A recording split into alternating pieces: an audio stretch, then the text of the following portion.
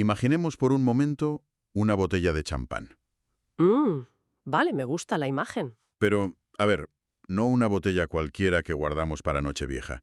Pensemos en una que lleva agitándose sin parar durante siglos en las profundidades de la Tierra. O sea, acumulando una presión inimaginable. Exacto. La presión en su interior es tan brutal que desafía la lógica de la física básica. Y el tapón no es de corcho, sino que está formado por miles de millones de toneladas de roca sólida. Madre mía. Cuando esa botella finalmente cede, la explosión es de una magnitud que altera el mundo entero. Vale, vamos a desgranar esto. Hoy nos sumergimos en un análisis a fondo sobre la erupción del Monte Tambora en 1815. Un tema absolutamente fascinante.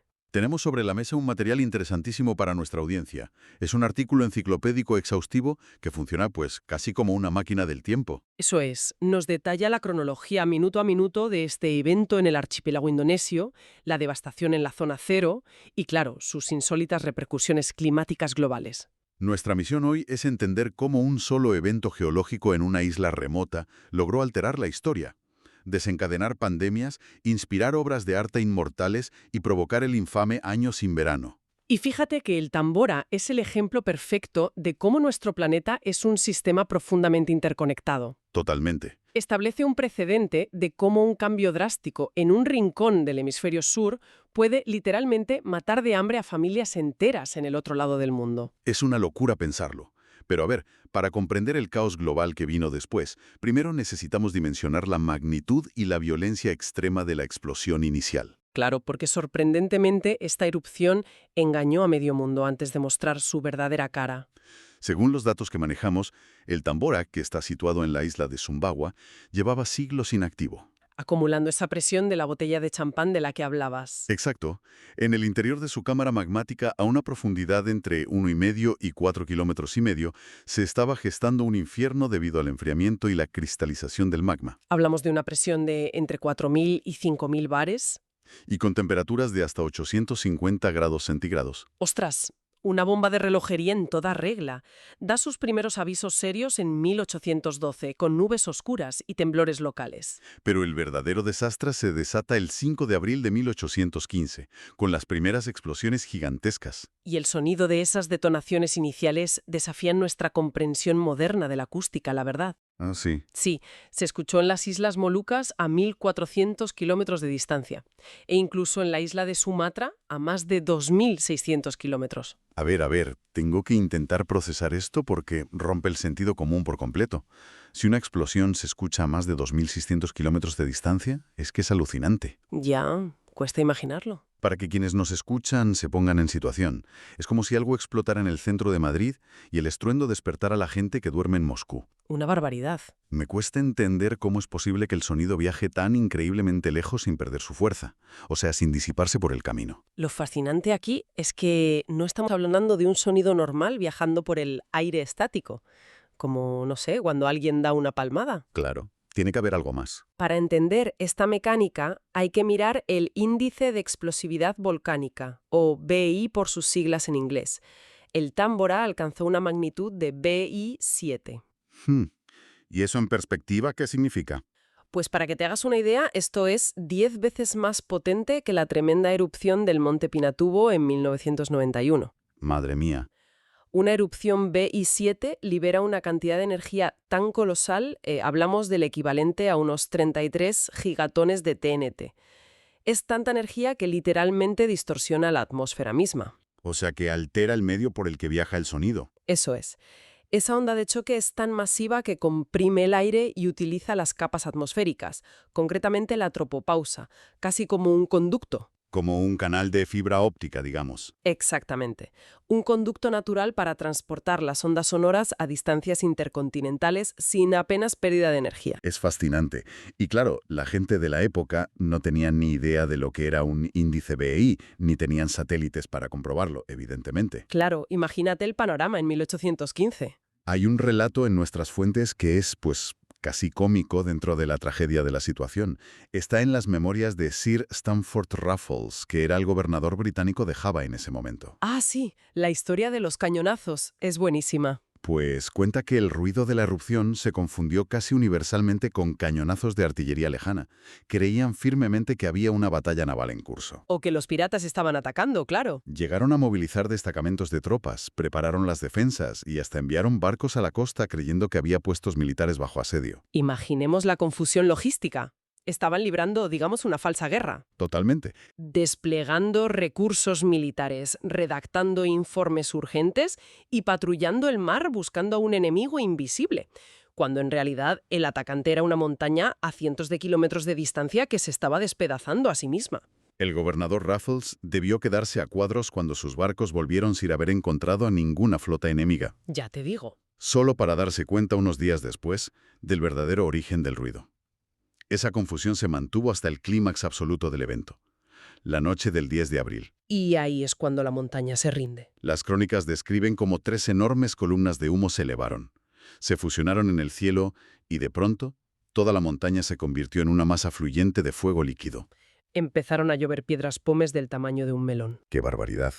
Inseguidas de tornados violentos que arrancaban árboles de cuajo y tsunamis de hasta 4 metros que barrieron las costas vecinas. La energía liberada fue tal que la geografía misma de la montaña dejó de existir. El pico del Tambora era uno de los más altos del archipiélago indonesio, con unos 4.300 metros de altura. Y en una noche todo eso desaparece. Durante esa noche colapsó sobre sí mismo. Se hundió dejando una enorme caldera y reduciendo su altura a solo 2.851 metros. Fue una decapitación geológica literal. ¡Ostras! Es como si a un rascacielos le volaran los 100 pisos superiores en cuestión de horas. Una imagen perfecta. Aquí es donde la cosa se pone realmente interesante respecto a los mitos que tenemos interiorizados. La cultura popular, ya sabes, impulsada por el cine catastrófico, nos ha enseñado que la lava brillante bajando a toda velocidad por la ladera es la principal asesina en una erupción.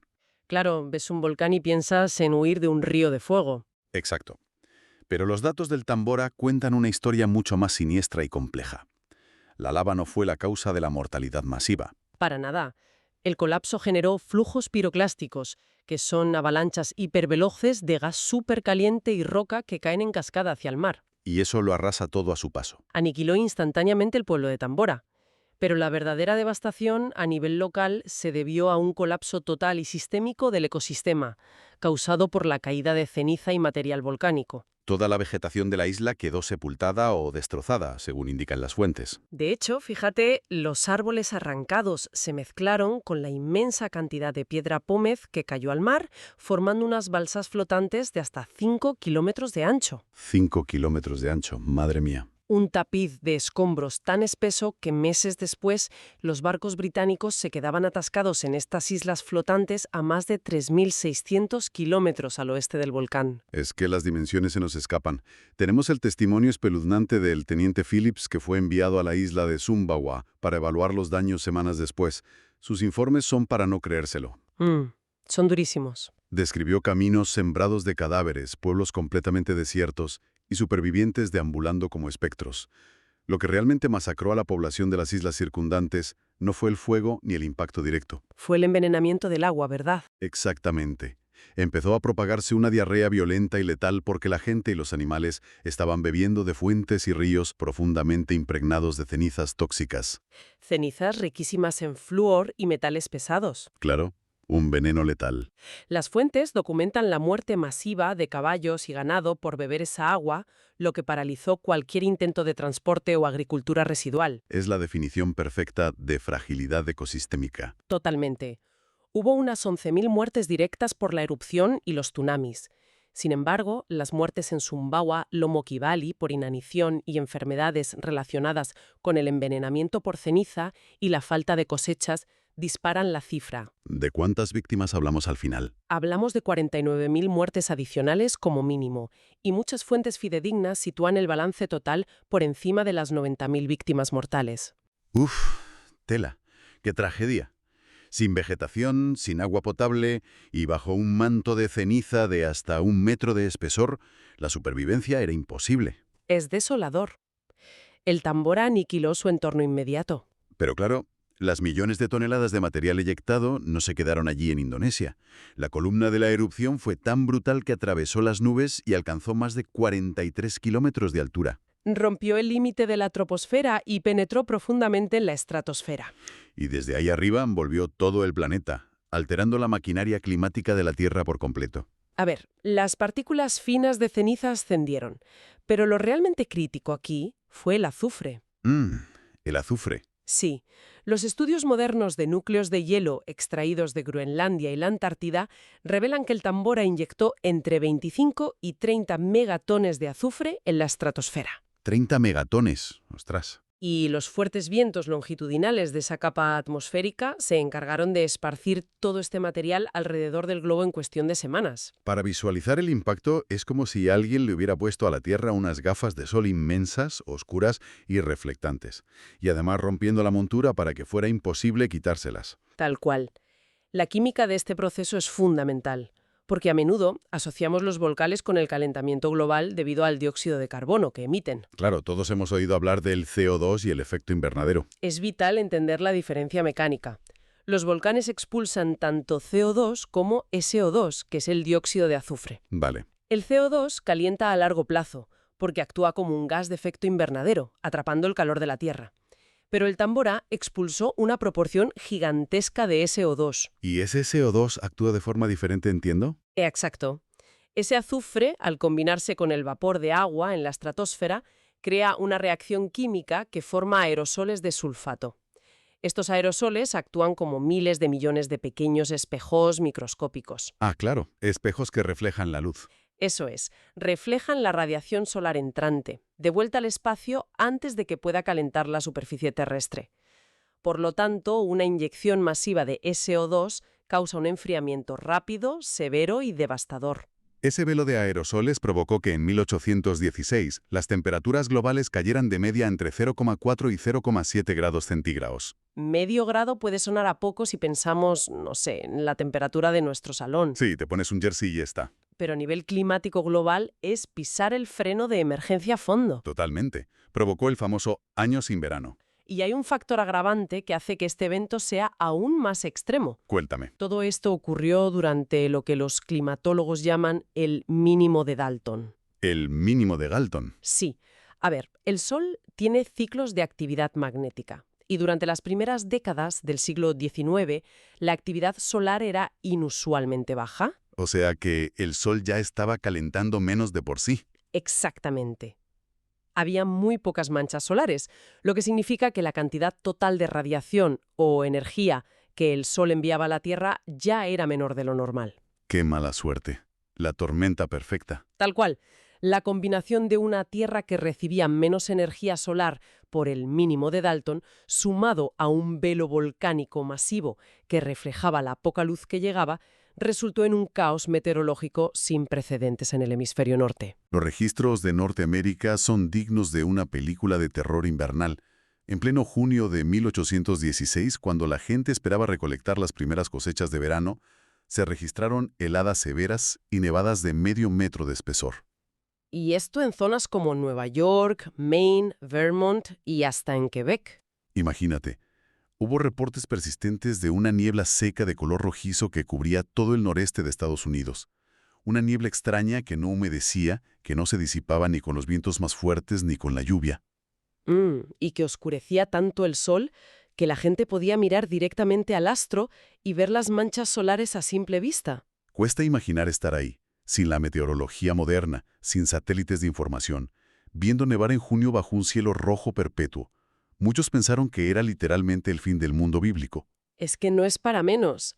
Ese frío extremo no solo significó tener que encender las chimeneas en pleno verano. Destruyó la base misma de la civilización de la época, la agricultura. Claro, las heladas tardías mataron los brotes jóvenes y las constantes variaciones de temperatura impidieron que madurara el grano. Y cuando la comida desaparece, el caos humano toma el relevo de inmediato. Entramos en el efecto dominó a nivel global del que hablábamos. Esta anomalía climática arruinó las cosechas en toda Europa por culpa de lluvias torrenciales incesantes y un frío inusual.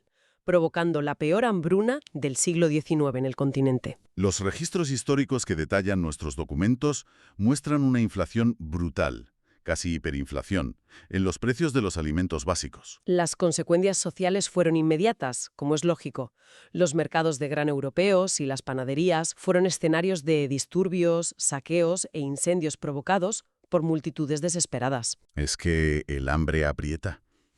En lugares como Gales o Irlanda, la desesperación llegó a tal punto que familias enteras abandonaron sus hogares. Se convirtieron en refugiados climáticos internos. Caminando por los caminos, simplemente mendigando comida o buscando raíces comestibles para poder sobrevivir un día más. El hambre debilitó los sistemas inmunológicos de toda una generación. Pero el alcance del Támbora, fíjate, llegó muchísimo más allá de Europa y América. Sí, la alteración de los patrones climáticos globales trastocó completamente los monzones en Asia. Y específicamente en la India. Y esto tiene una conexión directa y biológica con una de las mayores pandemias de la historia. El mecanismo es un ejemplo aterrador de biología evolutiva forzada por el clima. El velo de aerosoles alteró el gradiente de temperatura entre la Tierra y el océano, lo que provocó el fallo de los monzones habituales. Y esto generó una sequía extrema en la bahía de Bengala. Eso es, las aguas salobres de los pantanos de los Sundarbans se secaron y su nivel de salinidad se disparó por las nubes. Y aquí es donde las bacterias entran en juego, ¿verdad? Sí, las bacterias locales, concretamente el Vibrio cholerae, se vieron forzadas a adaptarse rápidamente a estas condiciones extremas de alta salinidad para sobrevivir, mutando en una cepa muchísimo más resistente y virulenta. ¡Ostras! Y justo después de esa sequía que creó a esta superbacteria, el clima volvió a oscilar violentamente y trajo inundaciones masivas fuera de temporada. Qué oportuno, ¿verdad? Esas aguas desbordadas lavaron la nueva cepa mutada de cólera desde los pantanos directamente hacia los suministros de agua potable y las zonas densamente pobladas de Bengala en 1816. A partir de ahí, bueno, gracias al movimiento de tropas y comerciantes británicos, la pandemia de cólera se extendió por todo el mundo de una forma rapidísima. Y simultáneamente, en el sureste de Europa, el clima frío obligó a la gente desnutrida a hacinarse en espacios cerrados sin apenas ventilación. Lo cual provocó epidemias masivas de tifus, que recordemos se transmite por piojos. Resulta paradójico comprobar cómo el Tambora, de una forma tremendamente indirecta pero científicamente rastreable, exportó la muerte a través de las corrientes de viento de la estratosfera. Es alucinante. Moldeó la genética de una bacteria en la India y alimentó a los piojos del tifus en Europa. Todo desde un volcán en Indonesia. Hay un contraste surrealista, casi poético y a la vez macabro en este evento. Sí, total. Porque, por un lado, la misma nube estratosférica exacta que estaba forzando la mutación del cólera en Asia y matando de hambre a los campesinos europeos, estaba haciendo otra cosa muy distinta en otras partes. Simultáneamente estaba regalando a Inglaterra y a otras partes de Europa las puestas de sol más hermosas de la historia humana, registrada. Es que parece mentira. El arte nos dejó un registro visual de la atmósfera de 1816. Ese velo de aerosoles estratosféricos dispersaba la luz solar de formas muy específicas, filtrando los colores azules y verdes y dejando pasar intensos tonos cálidos. Los cielos de Londres se tiñeron de naranjas ardientes, rojos intensos y púrpuras profundos al atardecer. Esos cielos irreales quedaron inmortalizados en los famosos cuadros del pintor paisajista Turner. J.M.W. Turner, sí. Obras espectaculares como el Canal de Chichester, por ejemplo, que muestran unos cielos amarillos y rojizos que parecen casi alienígenas. Mucha gente en su época pensaba que Turner estaba perdiendo la cabeza o, bueno, simplemente exagerando los colores por puro dramatismo artístico. Su estilo cambió para siempre con esto. Pero hoy sabemos que no estaba inventando absolutamente nada. Pintaba exactamente lo que el Tambora le estaba proyectando en el cielo. Fíjate si es preciso, que tengo entendido que los científicos actuales pueden medir el nivel de contaminación por aerosoles de erupciones históricas analizando la proporción de rojo y verde en las pinturas de Turner. Es una pasada. El arte sirviendo como registro de datos climáticos. Esa conexión subraya la gran lección del Tambora para todos nosotros. A menudo pensamos en la globalización como un fenómeno puramente moderno. No sé, un producto de Internet, las redes de aviación comercial o el comercio marítimo. Pero la historia de 1815 nos revela que la interconexión global es una condición inherente a la física de la Tierra. Las corrientes de viento, la estratosfera y el ciclo del agua ya nos unían en un solo destino hace más de 200 años. Lo que pasó en el subsuelo de Sumbawa determinó, fíjate, el nivel de mutación de una bacteria en el Ganges, el precio de una hogaza de pan en París, el grosor de la nieve caída en Nueva York en pleno junio y, por supuesto, la paleta de colores de los lienzos en Londres. Bueno, para recapitular un poco este inmenso viaje de hoy. Hemos visto cómo la mayor erupción registrada en la historia hizo colapsar la cima de una montaña, reduciendo su altura a la mitad en cuestión de horas. Hemos visto cómo envenenó los mares y las fuentes de agua dulce de Indonesia, provocando la muerte por inanición de decenas de miles de personas. Hemos analizado cómo 30 megatones de azufre inyectados en la estratosfera bloquearon la radiación solar, creando un año sin verano, que arruinó la agricultura global. Y finalmente, cómo ese estrés ambiental forzó la evolución de patógenos letales como el cólera. Este análisis exhaustivo de los datos de 1815 es, sin duda, un potente recordatorio de vulnerabilidad. Demuestra la tremenda fragilidad de la infraestructura agrícola y de los sistemas de los que dependemos frente a fuerzas geológicas que escapan absolutamente a nuestro control.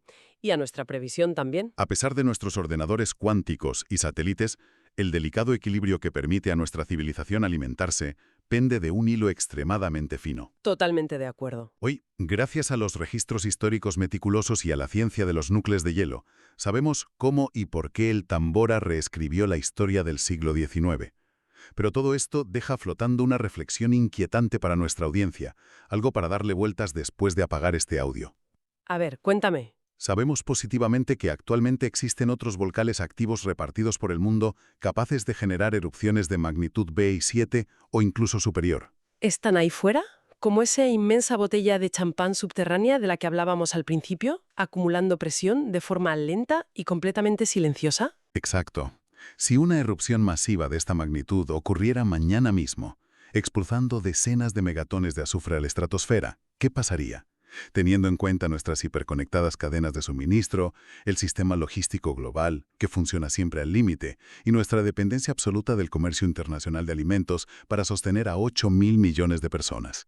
Es una pregunta escalofriante, la verdad. ¿Nos salvaría nuestra avanzada tecnología de un nuevo año sin verano? ¿O esa misma interconexión global haría que nuestro colapso sistémico fuera muchísimo más rápido y letal que en 1815? Uf, el tapón de roca sólida sigue aguantando de momento. Sí, la verdadera pregunta es ¿cuánto tiempo falta para que vuelva a saltar?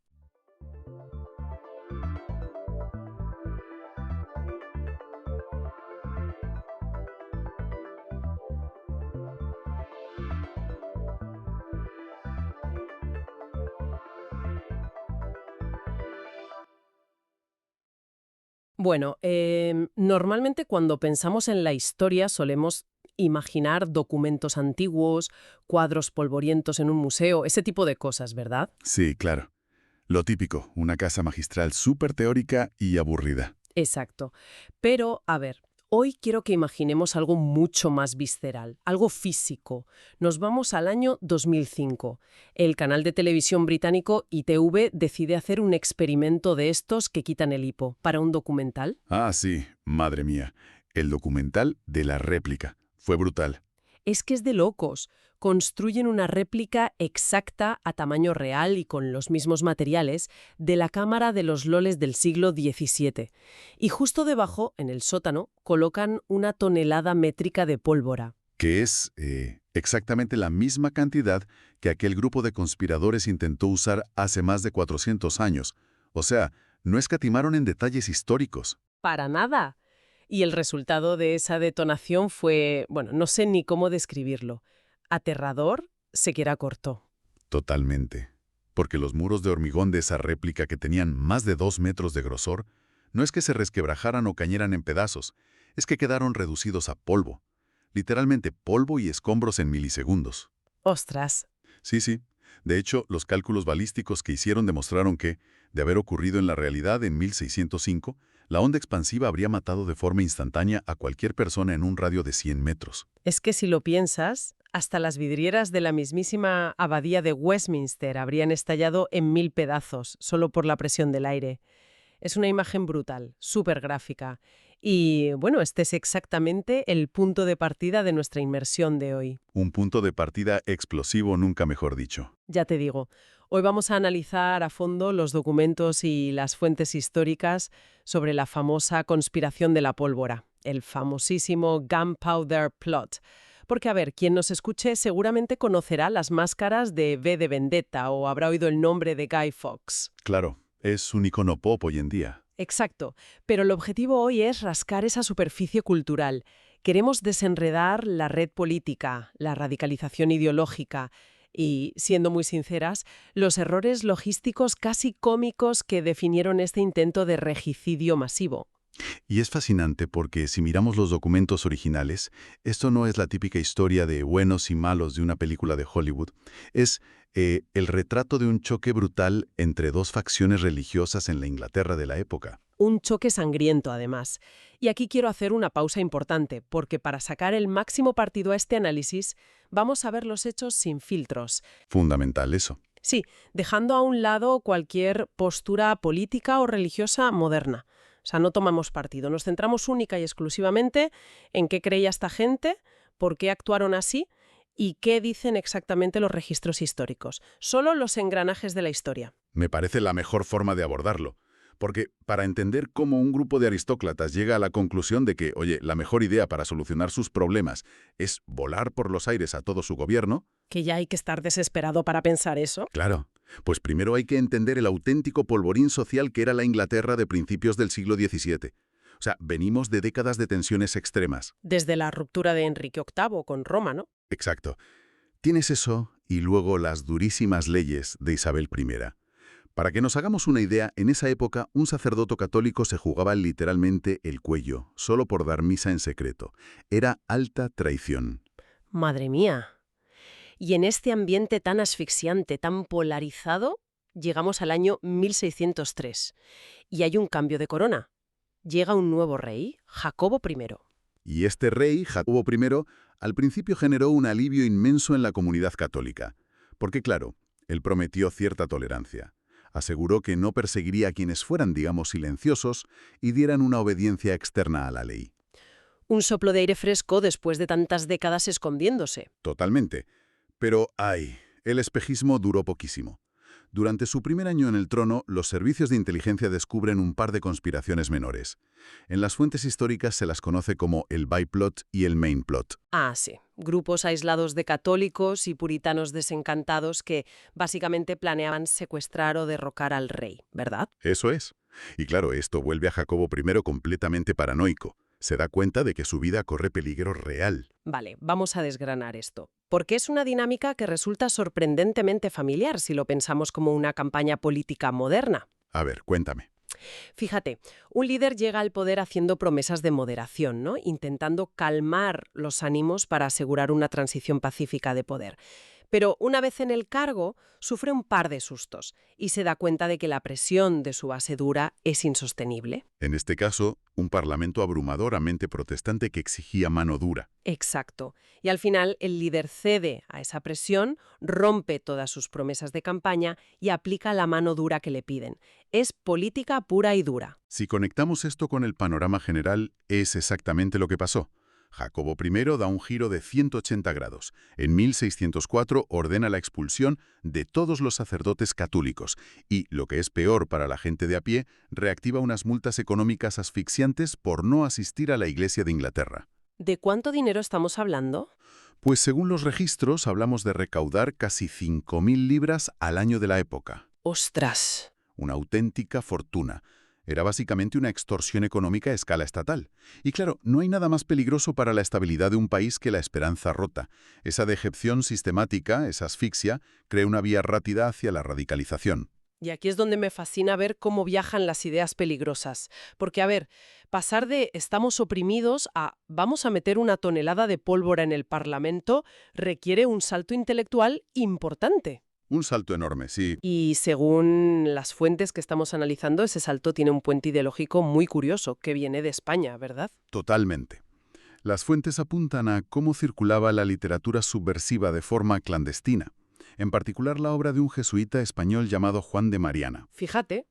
Sí, en 1599, este teólogo había publicado un tratado titulado De Rellegue, y ahí argumentaba algo súper revolucionario para la época. Decía que un rey que roba propiedades y persigue la religión de sus súbditos, pues deja de ser un rey legítimo y se convierte en un tirano. O sea, deslegitima la corona por completo. Y va un paso más allá. Argumentaba que, bajo ciertas condiciones estrictas, el tiranicidio, el asesinato del rey, estaba justificado moralmente. ¡Ostras! Básicamente, un texto teórico de filosofía política escrito en España se convierte en el manual de justificaciones para el terrorismo doméstico en Londres. Es increíble. A través de redes clandestinas, claro. Estas ideas académicas llegaron a Inglaterra y proporcionaron el anclaje moral perfecto para lo que iban a hacer. Y esa justificación moral caló hondo en un hombre en particular. Ah, aquí vamos. Porque la cultura popular nos ha vendido siempre que Guy Fawkes fue el gran cerebro detrás de todo esto. La máscara, los cómics, todo. Pero los documentos dicen otra cosa muy distinta. Muy distinta, sí. Guy Fawkes no era el líder. El verdadero arquitecto, el ideólogo de todo el complot, fue un hombre llamado Robert Catesby. ¿Robert Catesby? Háblanos de él. Pues las descripciones de la época dibujan a un personaje fascinante. Hablan de un hombre muy apuesto, muy carismático, atlético, provenía de un linaje antiguo y aristocrático, y además era un excelente espadachín. O sea, el típico líder natural que atrae a la gente a su órbita con solo entrar en la habitación. Exactamente. Él fue quien ideó la enormidad del plan.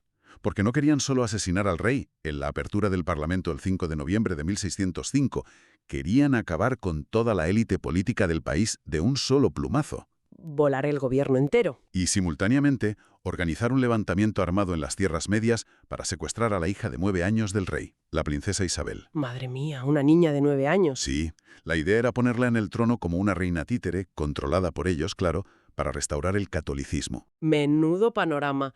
Es que, a ver, escuchando esto, es como si estuviéramos viendo el planteamiento de una película de atracos, al estilo de Ocean's 11, pero versión siglo XVII. Jaja, me encanta la analogía. Es que piénsalo. Tienes a Catesby, que es el cerebro carismático reuniendo al equipo en la posada Duck and Drake de Londres. Tienen esa reunión inicial en mayo de 1604 y hacen un juramento sobre un libro de oraciones. Luego tienes a Thomas Percy, el aristócrata con contactos que consigue infiltrarse y alquilar los espacios clave. El que consigue las llaves, digamos. Eso es.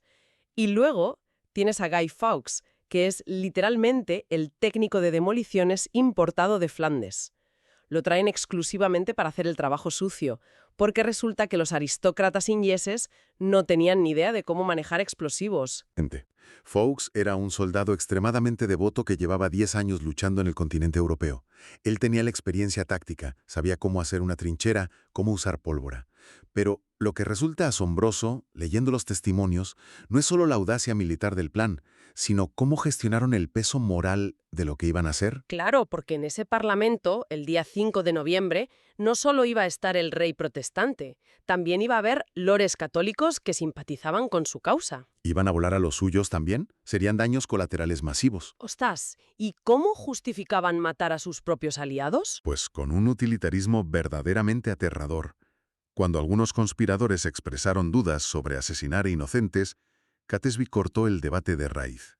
¿Qué les dijo? Argumentó que era logísticamente imposible separar a los inocentes de los culpables sin dar la alarma y delatar el complot, y que esas muertes eran básicamente un sacrificio doloroso pero totalmente necesario para salvar el alma de toda la nación. Es la psicología clásica de la radicalización, ¿no? El fin absoluto justifica absolutamente cualquier medio. Exacto. No hay líneas rojas si el objetivo es divino. Pero claro, en la vida real, y más en el siglo XVII, la logística no es tan perfecta como en la teoría o en las películas.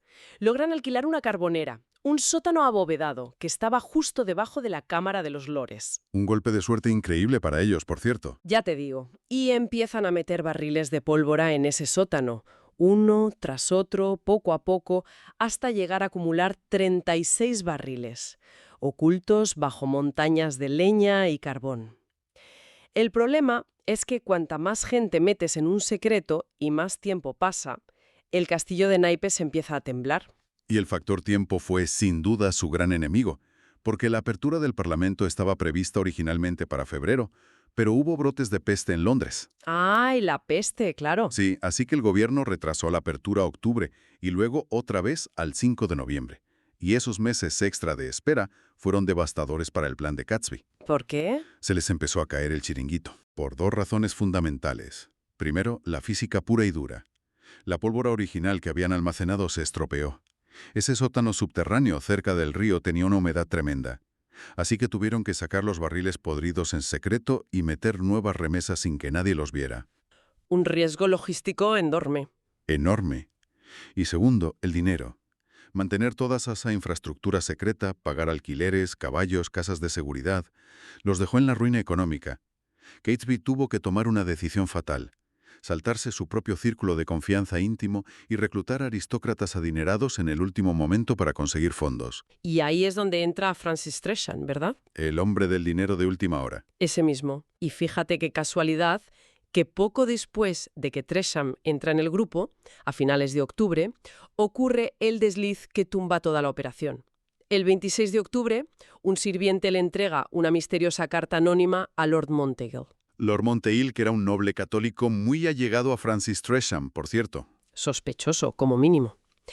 La carta le advierte que no asista al Parlamento, diciendo que recibirán un, cito textualmente, terrible golpe y no verán quién les hace daño.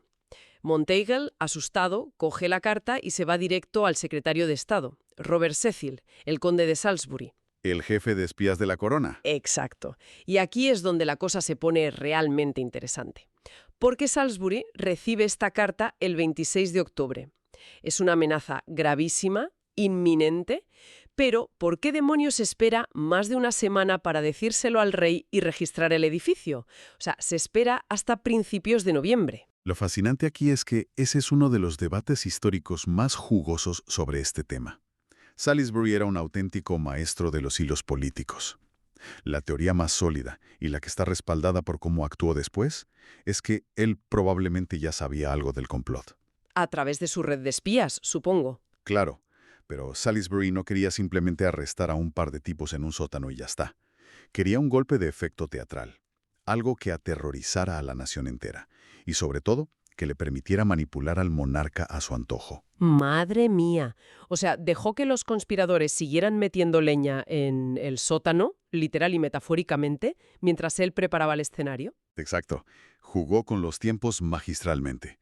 Al guardarse la carta unos días y enseñársela a Jacobo I más tarde, Salisbury fingió cierta confusión. Dejó que fuera el propio rey quien, leyendo el texto, dedujera que la palabra golpe en la carta significaba una explosión. ¡Ah! ¡Qué inteligente! Mucho. Salisbury infló el enorme ego de Jacobo I, haciéndole sentir como un genio deductivo, como el salvador de su propio reino.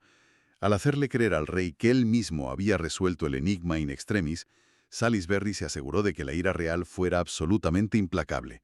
Fue una manipulación psicológica de manual. Es maquiavélico. O sea, Salisbury forzó a los conspiradores a quedarse en un estado de parálisis paranoica durante esa semana, debatiendo entre ellos si habían sido descubiertos o si debían seguir adelante. Y decidieron seguir. Decidieron seguir. Y así llegamos a la noche del 4 de noviembre, víspera de la apertura. Las autoridades finalmente bajan a inspeccionar las carboneras. Y allí, en la oscuridad, se encuentran con Guy Fawkes. Las crónicas de ese arresto son de película, de verdad. Lo pillan infragante. Da un nombre falso, dice que se llama John Johnson, y lo atrapan vestido, literalmente, para encender la mecha y salir corriendo. Llevaba capa, sombrero, botas con espuelas puestas y un reloj de bolsillo para cronometrar el tiempo de la explosión. Sí, e incautaron una linterna sorda, que, como dato curioso para quien nos escuche, todavía hoy puede verse en la colección del Museo Ashmolean en Oxford. Es un pedazo de historia intacto. ¡Qué pasada! Pero lo que desconcertó a los guardias no fue su ropa, sino su actitud. Lo atraparon con 36 barriles de pólvora, suficiente para borrar la calle entera del mapa, y el tipo mantuvo una sangre fría que pone los pelos de punta. Totalmente inexpresivo. Cuando lo arrastraron ante el rey Jacobo en mitad de la madrugada, Fawkes confesó sin pestañear. Dijo claramente que su objetivo era volarles a todos en pedazos. Y usó una frase tremenda, para devolverlos a las montañas de donde habían salido. ¡Qué frase más dura! Jacobo I quedó tan perturbado por esa impasibilidad, por esa calma, que llegó a decir en sus escritos que el prisionero tenía una resolución romana. O sea, le reconoció el valor a pesar de ser su verdugo potencial. Y mientras Fox está mirando al rey a los ojos, en Londres, el resto de la banda se entera de que el sótano ha caído y salen huyendo a la desesperada, a caballo, hacia la región de las Tierras Medias, buscando levantar la rebelión que habían planeado. Una huida hacia ninguna parte. Literalmente. Y aquí es donde la historia pierde todo su supuesto glamour táctico y se convierte en una tragedia irónica. Cabalgan sin descanso, bajo una tormenta torrencial que no cesa, y llegan a una casa señorial llamada Holbeach House. Están empapados, exhaustos, y la pólvora que llevan en sus bolsas para defenderse está mojada e inservible. Y aquí viene el momento absurdo. Es que es surrealista. ¿Qué deciden hacer estos supuestos genios militares? Los mismos que planeaban el mayor ataque con explosivos de la historia británica. Pues deciden que la mejor idea es extender la pólvora húmeda en bandejas y ponerla directamente frente al fuego abierto de una chimenea para que se seque. ¡Ostras! Es que me llevo las manos a la cabeza. Es de no creer. Evidentemente, una chispa salta del fuego de la chimenea, la pólvora se inflama en una llamarada brutal y ciega y quema horriblemente a varios de los cabecillas, incluido al propio Catesby. Es el colmo de la ironía histórica. Su gran plan maestro de volar el país falla y acaban inmolándose ellos mismos por pura torpeza. Fue el golpe final a su moral.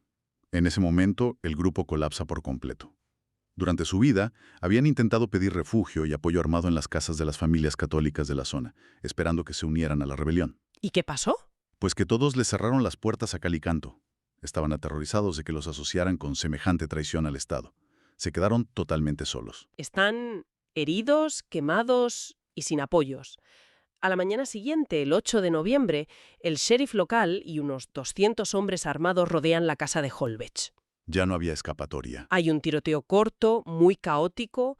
Catesby y Percy, los grandes arquitectos del plan, mueren abatidos. Allí mismo, algunos cronistas dicen que, irónicamente, los mató la misma bala fortuita que atravesó a ambos. Los que sobreviven son encadenados y enviados a Londres. Aunque, viéndolo con perspectiva, morir de un disparo en el barro fue probablemente la mayor de las suertes, sabiendo lo que la maquinaria judicial del Estado les tenía preparado. Sin duda. Porque mientras tanto, Fox ya estaba encerrado en la Torre de Londres. Y aquí los documentos nos muestran la pura frialdad del Estado operando. Sí, hay una carta manuscrita del propio rey Jacobo I que es espeluznante. En ella autoriza explícitamente el uso de la tortura contra Fox. Y no de cualquier manera, no. No. Da instrucciones precisas. Ordena que se apliquen primero las torturas más suaves y que se vaya escalando progresivamente hasta llegar al potro. Quería prolongar el sufrimiento y el interrogatorio al máximo para sacar hasta el último nombre. ¡Qué crueldad! Y sabemos que lo destrozaron físicamente porque cualquiera puede ver la evolución de su firma en las confesiones. El primer día, cuando entra, firma como Guido Fawkes con un trazo firme, caligráfico, pero días después su firma en la confesión final es, bueno, es solo un garabato tembloroso, unas líneas rotas e ilegibles. El dolor físico y psicológico que hay detrás de esos trazos en el papel es inimaginable. Pero claro, al gobierno no le bastaba con ejecutar a los tipos que encendieron la mecha o a los nobles endeudados. Querían pescar un pez mucho más grande. Querían implicar a la jerarquía religiosa para justificar una purga masiva a nivel nacional. Y así es como llegamos a la figura del padre Henry Garnet, que era el superior de los jesuitas en Inglaterra en ese momento. Y su caso nos pone frente a uno de los dilemas éticos más complejos y profundos de toda esta historia. A ver, cuéntanos cómo entra él en esta red. Durante los interrogatorios en la torre, las autoridades descubren que Catesby le había confesado en secreto sus intenciones, aunque de forma velada, a un sacerdote jesuita llamado Oswald Tessimond. Este sacerdote, abrumado por la magnitud de lo que acababa de escuchar, se lo consulta en secreto a su superior directo, que es Garnet. Vale, detengámonos aquí un momento. Entonces, ¿qué significa todo esto? Garnet se entera de que un grupo de lunáticos radicales planea volar el Parlamento con cientos de personas dentro. Las fuentes dicen que él intentó disuadirlos, que les dijo que era una locura antinatural, pero no acude a las autoridades para frenarlo. ¿Por qué? Porque había recibido esa información bajo el estricto y sagrado sello del secreto de confesión. Las leyes de la Iglesia Católica, el derecho canónico, le prohibían bajo pena absoluta de excomunión y condenación eterna revelar lo que había escuchado. Pero es que pensemos en las implicaciones de esto hoy en día.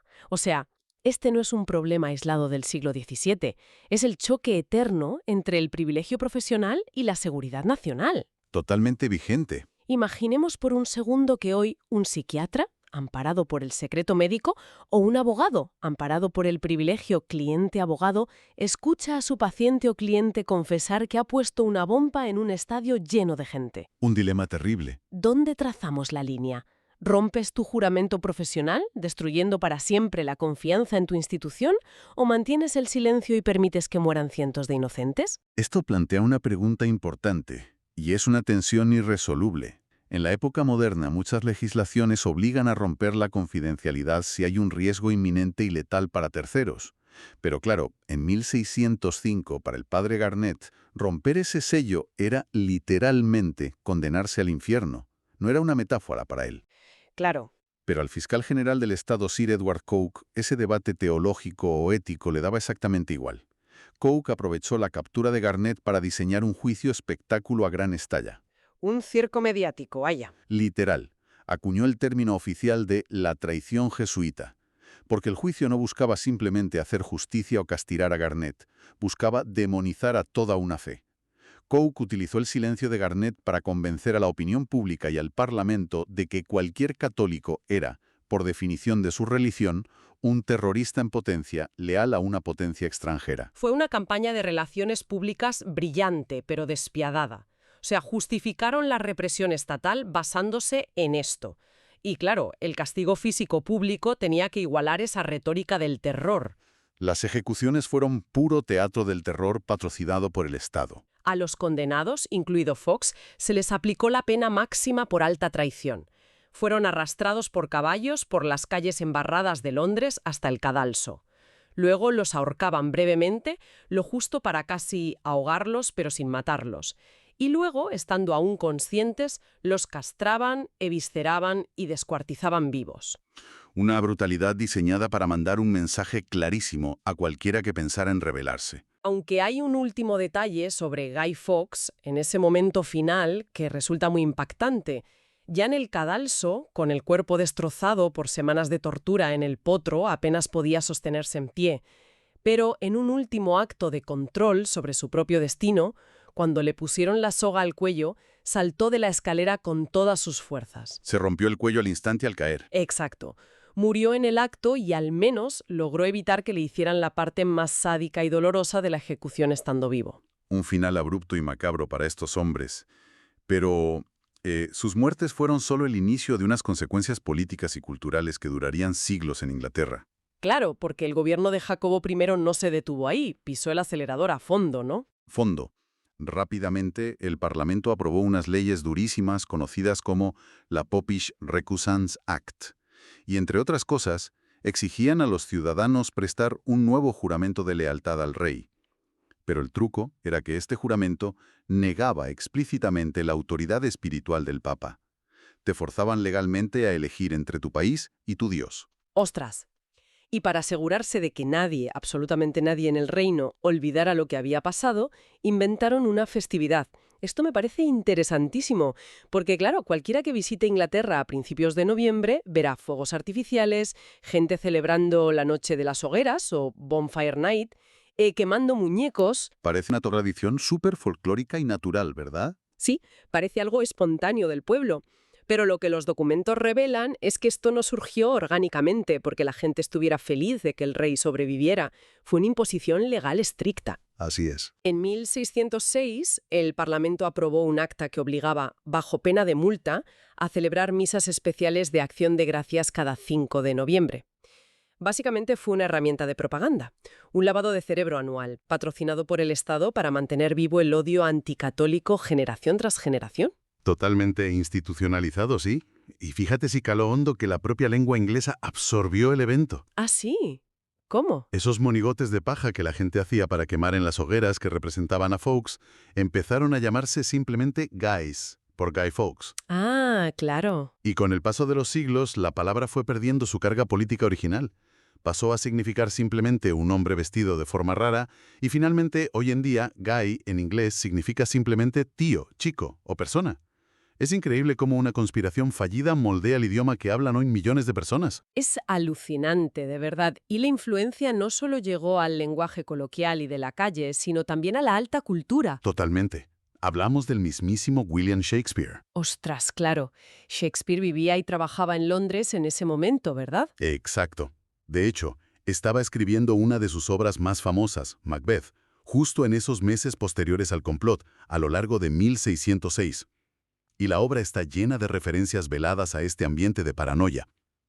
Hay un momento muy específico, donde el personaje del portero habla sobre la doctrina de la equivocación. Espera, vamos a detenernos aquí. ¿Qué es exactamente la equivocación jesuita en este contexto histórico? Pues era básicamente una técnica de supervivencia mental ideada por los teólogos católicos. Imagina que eres un sacerdote escondido. Si el Estado protestante te captura y te interroga, y te preguntan directamente, ¿eres sacerdote católico? Si dices que sí, te ejecutan por traición. Exacto. Pero si dices que no, estás mintiendo, y para ellos mentir era un pecado gravísimo que ofendía a Dios. Así que los jesuitas idearon la equivocación o la reserva mental, ¿En qué consistía? en responder con afirmaciones ambiguas que técnicamente no eran mentira en su fuero interno, pero que engañaban deliberadamente al interrogador. Por ejemplo, decir no soy sacerdote, pero pensando para sí mismos del templo de Apolo. Ah, madre mía, un tecnicismo teológico. Sí, pero para el Estado, que descubrió estos manuales, esto era la prueba definitiva y aterradora de que los católicos eran unos mentirosos patológicos. Creían que no se podía confiar en la palabra ni en el juramento de ningún católico. Y Shakespeare usa precisamente este concepto filosófico de la equivocación para mostrar la corrupción moral y el engaño demoniato en Macbeth. Todo el tejido cultural estaba interconectado con la conspiración. Es fascinante ver cómo una crisis política de este nivel se infiltra en todas las capas de la sociedad, desde las leyes que votan en el Parlamento hasta las obras de teatro que ven por la tarde. Aunque, a ver, siendo justas con la complejidad de la historia, la reacción del Estado tampoco fue un exterminio absoluto de los católicos, no. No, para nada. Y eso demuestra que la realidad histórica siempre es mucho más gris y compleja que la propaganda oficial. A pesar de todo el ruido mediático y las nuevas leyes represivas, el tejido social inglés era bastante pragmático en el fondo. Claro, había vecinos conviviendo. Exacto. Muchos católicos que demostraron ser discretos y sobre todo leales a la corona en el día a día, mantuvieron sus tierras, sus propiedades e incluso altos cargos administrativos durante el reinado de Jacobo I. El Estado apretar la soga con las leyes, muchísimo, pero no arcó a todos en la práctica. Recapacitando un poco sobre todos estos documentos y los hechos que hemos repasado, es vertiginoso pensar en el impacto real de lo que no pasó. O sea, cómo 36 barriles de pólvora en un sótano sucio, que nunca llegaron a explotar, terminaron definiendo la identidad, las leyes, la literatura y hasta el idioma cotidiano de una nación entera. Es el poder del terror imaginado, del casi. Y para cerrar este análisis profundo, hay una línea de pensamiento que a mí me parece espectacular. La plantea el historiador Ronald Catton, y cambia completamente la perspectiva tradicional de todo esto. Uy, a ver, cuéntame. Hatton nos invita a jugar a la historia contrafactual, es decir, nos planteó la pregunta definitiva. ¿Qué habría pasado realmente si a Guy Fawkes no lo hubieran pillado? Si hubiera encendido esa mecha y el complot de la pólvora hubiera sido un éxito absoluto. Bueno, el plan inicial de Catesby era volar a todo el gobierno, cabalgar al norte, poner a la pequeña princesa Isabel en el trono como reina títere y restaurar el catolicismo en Inglaterra, ¿no? Ese era el plan en su cabeza, sí. Pero claro, eso supondría que un país entero, que ya era mayoritariamente protestante, aceptara pasivamente, sin rechistar, que unos radicales acaban de desintegrar a toda su élite política. Suena a delirio absoluto. Es que era un delirio militar y político de manual. Hutton argumenta, y de forma muy convincente analizando la demografía de la época, que a menos que hubiera una invasión militar extranjera masiva apoyando a los conspiradores justo después de la explosión, Cosa que España ya había dicho que no estaba dispuesta a hacer, tras firmar la paz, claro. exactamente, España se lavó las manos. Pues sin ese ejército extranjero, el éxito de la explosión habría provocado el efecto diametralmente opuesto al que Catesby y los suyos buscaban. O sea, nada de reina católica pacífica. Nada. Al destruir al rey, a la familia real y el parlamento, habrían decapitado al Estado, sí. Pero habrían desatado una reacción puritana y protestante de una violencia incalculable por todo el país. Los católicos habrían sido masacrados en las calles. Una auténtica carnicería civil. Sin duda. Y a nivel político, Inglaterra probablemente se habría transformado en una dictadura, una monarquía absoluta de corte puritano, fuertemente militarizada por la emergencia. Todo esto décadas antes de que apareciera la figura histórica de Oliver Cromwell. Un estado policial férreo. Un estado policial que, irónicamente, habría borrado del mapa el curso natural de las libertades parlamentarias británicas tal y como se desarrollaron después en la historia. El éxito del complot habría destruido la misma Inglaterra tolerante que conocemos hoy. Es para quedarse sin palabras. O sea, volvemos a la imagen de ese documental del principio, a esa tremenda onda expansiva de polvo y fuego pulverizando muros de hormigón en milisegundos. Resulta que la captura de Fox, ese momento en el que lo encuentran con la linterna, y esa mecha que nunca llegó a encenderse en un sótano frío y oscuro, no solo evitó una matanza literal sin precedentes. Evitó que la historia saltara por los aires. Totalmente. Evitó una detonación histórica que habría reescrito por completo el mapa político del mundo moderno. Y bueno, creo que esa es una idea fascinante para masticar y reflexionar la próxima vez que veamos un castillo de fuegos artificiales iluminar la noche de noviembre. Hasta aquí nuestra inversión de hoy. Nos vemos en la próxima.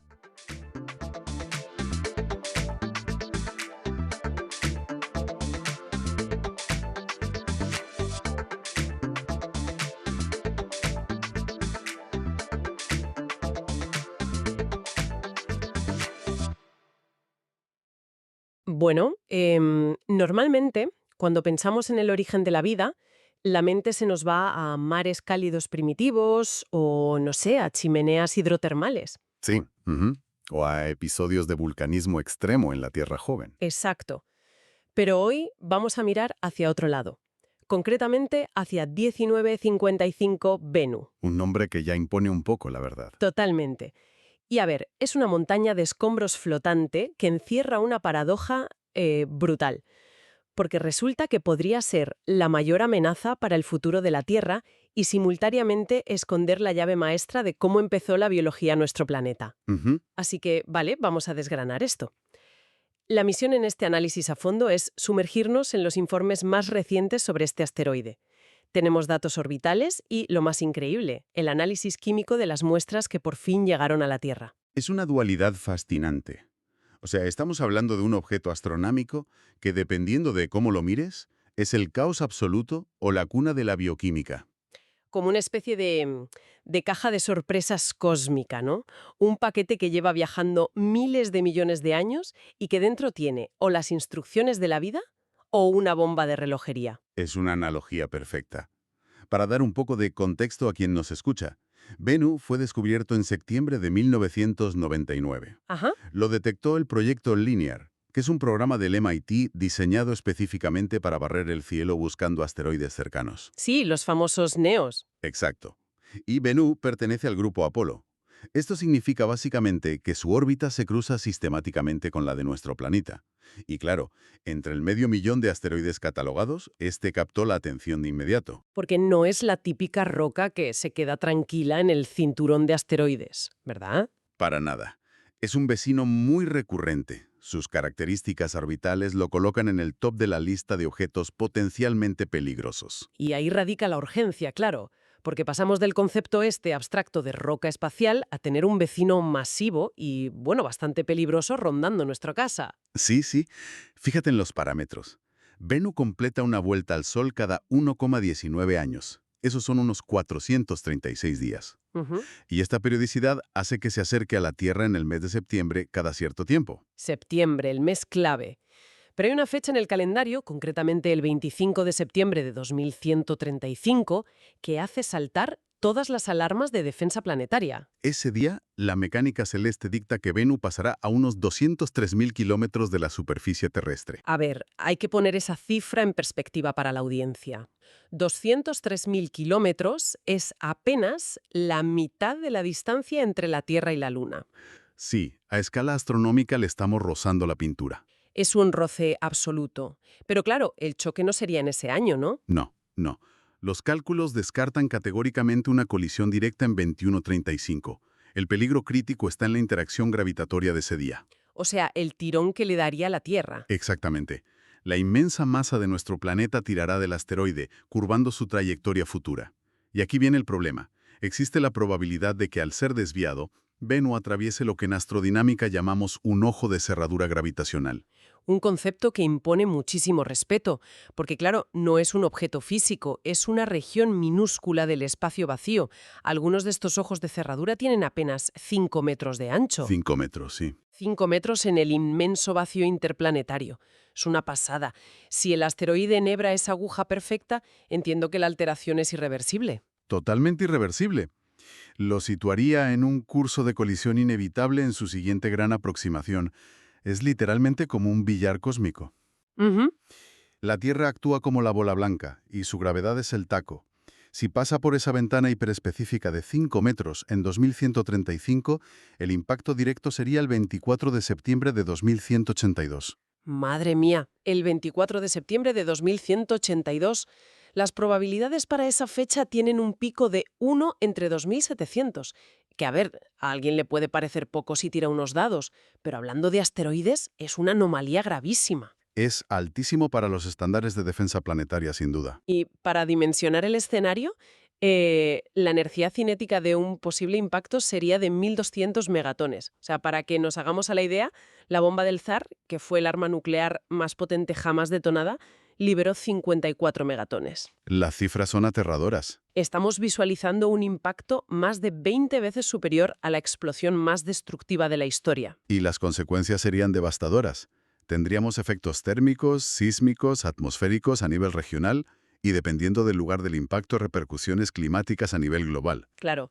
Y por eso hay un esfuerzo científico brutal para monitorizarlo. Pero, a ver, aquí como presentadora me surge una fricción lógica enorme. Dime. Si este objeto es tan peligroso y si el apocalipsis en 2182 depende de que pase por un agujerito de 5 metros, ¿qué sentido tiene enviar una sonda multimillonaria a tocarlo físicamente? Entiendo por dónde vas. Es que posarse en la superficie, no sé, parece un riesgo enorme de empujarlo nosotros mismos por error hacia esa trayectoria. Bueno, lo fascinante aquí es que la preocupación es muy intuitiva, pero las leyes de la física nos obligaban a ir. Ah, sí. ¿Por qué? Porque quedarse mirando desde lejos era volar a ciegas. La realidad es que Venus ya está modificando su propia trayectoria constantemente, por el mero hecho de existir y recibir la luz del Sol. Ah, vale. Es lo que llamamos el efecto Yarkovsky. El efecto Yarkovsky, claro. La idea esta de una montaña gigante siendo empujada lentamente por el calor que suda la propia roca, por así decirlo. Exacto, es un mecanismo increíblemente elegante. Piensa que Venus rota sobre sí mismo, la cara que da al Sol se calienta mucho. Lógico. Y cuando esa cara caliente gira hacia el lado oscuro, hacia el frío del espacio, irradia esa energía térmica en forma de fotones infrarrojos. Y cada fotón lleva un pequeñísimo impulso. O sea, que actúa como un motorcito térmico. Eso es, funciona como un micropropulsor térmico natural que empuja al asteroide.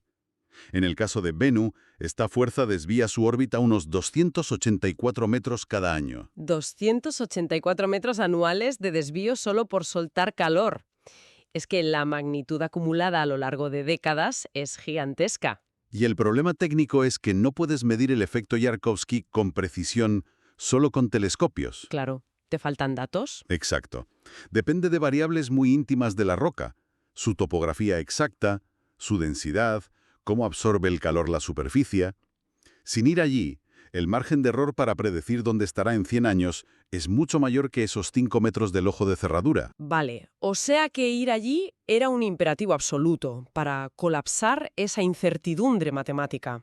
Teníamos que ir, no había otra. Pues menos mal que fuimos, porque los datos de la sonda OSIRIS-REx destruyeron todos los esquemas que teníamos. O sea, morfológicamente no se parece en nada a la idea típica de un meteorito sólido y denso. Para nada. Tiene una forma de peonza giratoria muy extraña. Sí, con ese abultamiento en el ecuador, ¿no? Generado por el material migrando lentamente por la fuerza centrífuga. Exactamente. Y es que gira rapidísimo para tener casi 500 metros de diámetro. Completa una vuelta cada 4,3 horas. ¡Qué locura! Pero lo que más me impactó al leer los informes fue el tema de la densidad. Ah, sí, eso fue una sorpresa mayúscula.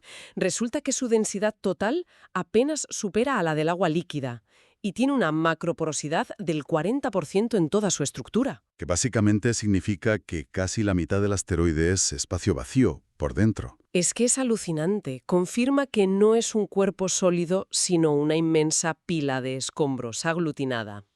A mí me recordaba al leerlo a una piscina de bolas de plástico. Es la mejor analogía que puedes usar. Literalmente es un campo de escombros sostenido por hilos de gravedad compartida. Se formó hace 4.500 millones de años, probablemente cuando un impacto destruyó un cuerpo mayor en el cinturón de asteroides. De las familias Polana o Eulalia, creo que decían los modelos. Sí, exacto. Y esos fragmentos se volvieron a unir muy lentamente. Pero claro, al llegar allí los ingenieros se dieron cuenta de algo aterrador. Que la superficie no tiene cohesión ninguna. Ninguna. Las rocas apenas generan fricción. Si la nave espacial no hubiera encendido sus propulsores en el instante exacto de tocarlo, se habría hundido directamente en las entrañas del asteroide. Madre mía, devorada como en arenas movedizas. ¡Qué escalofrío! Y eso subraya también el nivel de caos del objeto, porque no es una roca muerta. Veíamos plumas esporádicas de partículas y rocas saliendo disparadas al vacío. Eso alteró por completo lo que sabíamos sobre la geología de cuerpos menores. Demostró un dinamismo que nadie anticipó. Claro, porque uno piensa que las rocas en el espacio tardan millones de años en cambiar. Pero en Bennu, los materiales se fracturan por fatiga térmica a una velocidad pasmosa. El cambio brusco entre el calor del Sol y el frío del espacio profundo revienta las rocas en ciclos de apenas 10.000 a 100.000 años. Y a escala cósmica, 100.000 años no es nada, es menos que un suspiro. O sea que la superficie se renueva constantemente. Es un paisaje traicionero, sí. Y vaya paisaje, porque diseñar una maniobra ahí, en un sitio que escupe piedras y no tiene resistencia, tuvo que ser una pesadilla para la NASA. Tuvieron que replantear toda la misión en pleno vuelo. Osiris-Rex se lanzó en 2016 y llegó en 2018. Y el plan original asumía que encontrarían planicies amplias, como playas de arena fina para aterrizar. Ay, pobres, la sorpresa que se llevaron. Las imágenes mostraron un paisaje infernal con más de 200 pedruscos gigantes, algunos de casi 60 metros de diámetro. Fue como intentar aterrizar a ciegas en un campo de minas. Por cierto, un detalle muy curioso que me encantó es que la Unión Astronómica Internacional decidió nombrar todos los accidentes geográficos usando aves mitológicas. Sí, un guiño al ave Bennu de la mitología egipcia. Exacto. Y después de meses buscando entre esas rocas, eligieron un cráter diminuto llamado Nightingale, el ruiseñor. Donde tuvieron que usar la maniobra de touch and go. Nada de aterrizar y quedarse. Un entrar y salir rapidísimo. Y brazo robótico impactó, soltó gas nitrógeno a presión para levantar el polvo, capturó los escombros y detonó los propulsores para escapar, como un salto en un bastón pogo. Y la coreografía funcionó, porque consiguieron las muestras. Pero aquí es donde la cosa se pone realmente interesante, al menos para mí. A ver. La cápsula llega a la Tierra en septiembre de 2023. Cae en el desierto de Utah, la llevan a los laboratorios superestériles de Houston y no pueden abrirla. Ay, sí.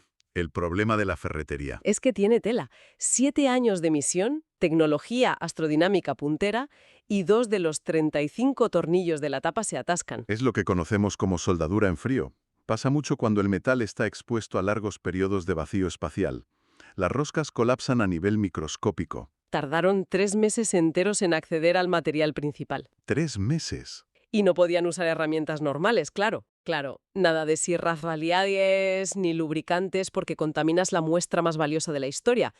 Tuvieron que diseñar pinzas especiales de acero quirúrgico. Y todo a través de guantes gruesos dentro de cámaras de nitrógeno. Una locura de paciencia.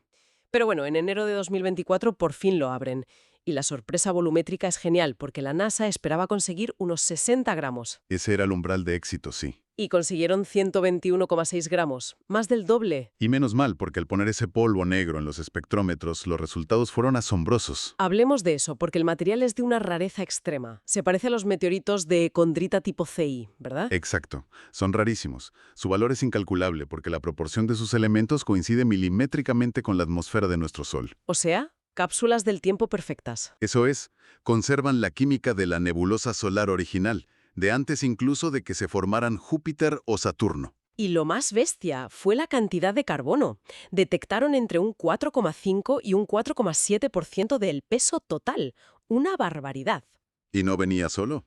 Identificaron concentraciones masivas de filosilicatos ricos en magnesio. Que son como minerales arcillosos, ¿no? Como esponjas microscópicas. Sí, que tienen la capacidad química de atrapar y retener moléculas de agua líquida en su estructura durante milenios. Y además, detectaron fosfatos, que son cruciales en la biología terrestre para el almacenamiento de energía celular. Vale. Y todo esto nos lleva al gran informe de 2025, que me dejó con la boca abierta. Descubrieron en esas muestras 14 de los 20 aminoácidos que forman las proteínas de la vida en la Tierra. Ujú, así es. Y por si fuera poco, las 5 nucleobases del ADN y ARN: adenina, timina, citosina, guanina y uracilo. Todo el alfabeto genético ahí dentro. Entonces, la pregunta obligada es, ¿qué significa todo esto? Estamos hablando de vida en Bennu. Si conectamos esto con el panorama general, la respuesta corta es no. Y hay que ser muy precisos analíticamente aquí. Vale. No hay organismos biológicos endógenos ni microbios activos en Bennu. La roca es biológicamente inerte. Son solo los ingredientes, digamos. Exacto. Lo que demuestran de manera irrefutable es la síntesis abiótica de todos los precursores de la vida. Es decir, las piezas del Lego de la biología se formaron solas en el espacio. O sea que refuerza la teoría de la litopanspermia, de que estos bloques llegaron a la Tierra a lomos de asteroides. Exactamente. La entrega a gran escala de cadenas orgánicas y agua a la Tierra primitiva provino directamente de la lluvia constante de asteroides como Bennu. Resulta hipnótico intentar visualizar cómo un montón de escombros fríos forja moléculas tan complejas sin la presión atmosférica o los mares de un planeta normal. Pues la solución a ese enigma está en la termodinámica de los isótopos inestables. A ver, explícame eso. Durante la formación del cuerpo original de Bennu, hace unos 4.500 millones de años, la roca acumuló isótopos radioactivos de muy corta vida, sobre todo aluminio 26. Ajá. Ese material fue sembrado en nuestro vecindario solar por la explosión de una supernova cercana. Al desintegrarse rápidamente, generó un calor interno brutal que duró millones de años. O sea, derritió el hielo que había dentro de la roca. Eso es, creó depósitos de agua líquida oscuros y presurizados dentro del asteroide, un sistema hidrotermal subterráneo que operó como una especie de olla de cocción lenta. Un reactor químico natural. Totalmente. Ahí es donde el carbono, el nitrógeno y los silicatos reaccionaron para formar esos aminoácidos y nucleobases. Es alucinante. ¿Un reactor químico impulsado por el calor de estrellas muertas? Y además leí que encontraron granos presolares de carburo de silicio. Sí, polvo de estrellas real. Polvo forjado en gigantes rojas o supernovas que murieron mucho antes de que naciera nuestro Sol. Es que es un archivo inmenso del universo temprano. Conserva materia interestelar pura, fusionada con arcillas hidratadas y materia orgánica. Recorrer toda esta evidencia, de verdad, le da a este análisis a fondo una dimensión casi existencial. Empezamos hablando de una manchita en un radar, una peonza frágil que amenaza con arrasar la Tierra en 2182, y terminamos dándonos cuenta de que en su interior guarda los componentes básicos de nuestro propio metabolismo.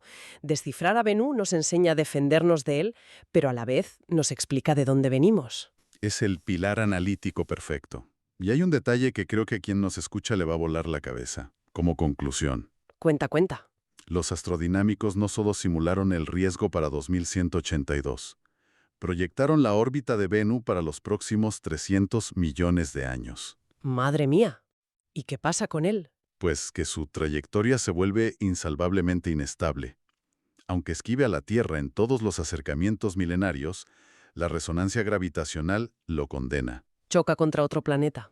O sea, casi la mitad de probabilidades de terminar incinerado en nuestra propia estrella. Sí, y representa una simetría cosmológica verdaderamente excepcional, fíjate. ¿Por el nombre? Claro, la Unión Astronómica le dio el nombre de Bennu por la deidad aviaria de Egipto, que representaba la vida surgiendo de las aguas primordiales y el renacimiento a través del vuelo directo hacia el Sol. ¡Qué barbaridad de casualidad poética!